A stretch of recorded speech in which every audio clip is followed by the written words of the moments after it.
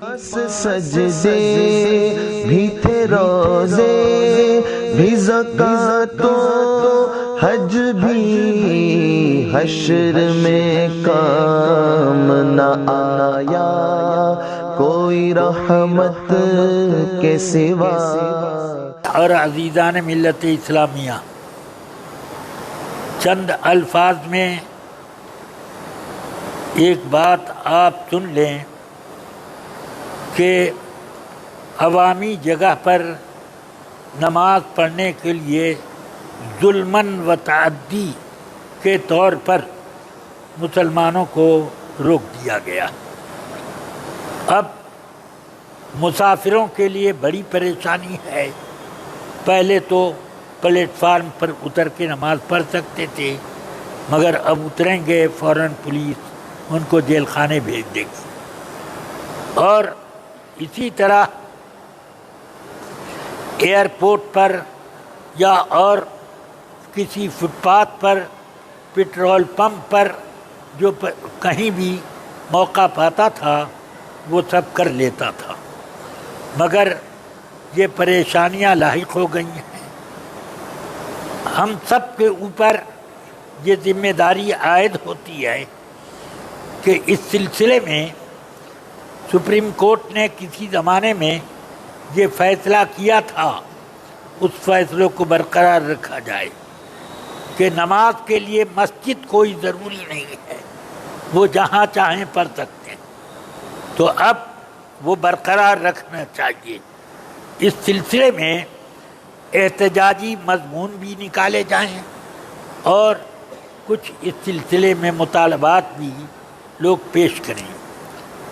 نہ یہ کہ مولوی لوگ اب کھٹ سے یہ فتویٰ صادر کر دیں کہ تم لوگ نماز قضا کر کے گھروں پر آ کر کے پڑھ لیا کرو۔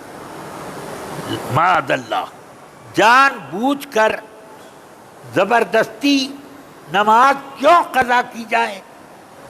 آپ یا تو سفر چھوڑ دیجئے، اور یا جبکہ فرمایا گیا کہ آدمی کو ایسی نوکری کرنا حرام ہے جس میں اس کو نماز چھوڑنی پڑتی ہو، قضا کرنی پڑتی ہو، تو یہ ایسا سفر کیسے جائز ہو جائے گا؟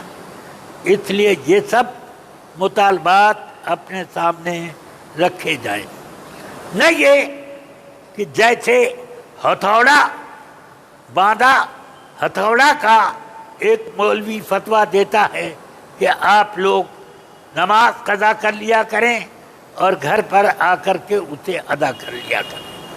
معاذ اللہ، توبہ توبہ، جان بوجھ کر یہ تو توفیق نہ ہوئی کہ احتجاج میں اپنے کوئی مراسلہ اخبار میں دیتا، البتہ نماز قضا کرنے کا حکم نامہ ضرور اخبار میں شائع کر دیا۔ اس سے یہ بات سمجھ میں آتی ہے کہ وہابیہ در اصل ہم اہل سنت و جماعت جن کی نمازیں ہوتی ہیں ان کی تو نماز نہیں۔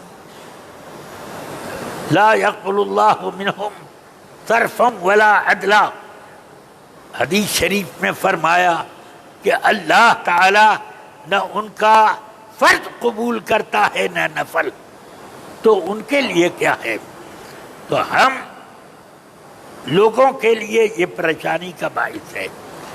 اللہ تبارک و تعالی اس سلسلے میں صحیح پوزیشن جو نمازوں کو باقاعدہ پڑھنے کی ہے وہ ہم کو عطا کرے۔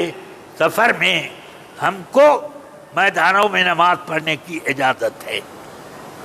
آ گیا عین لڑائی میں اگر وقت نماز، قبلہ روح ہو کے زمیں بوس ہوئی قوم حجاز، ایک ہی صف میں کھڑے ہو گئے محمود و ایاز، نہ کوئی بند رہا نہ کوئی بند نواز، بند و صاحب و محتاج و غنی ایک ہوئے، تیرے دربار میں پہنچے تو سبھی ایک ہوئے۔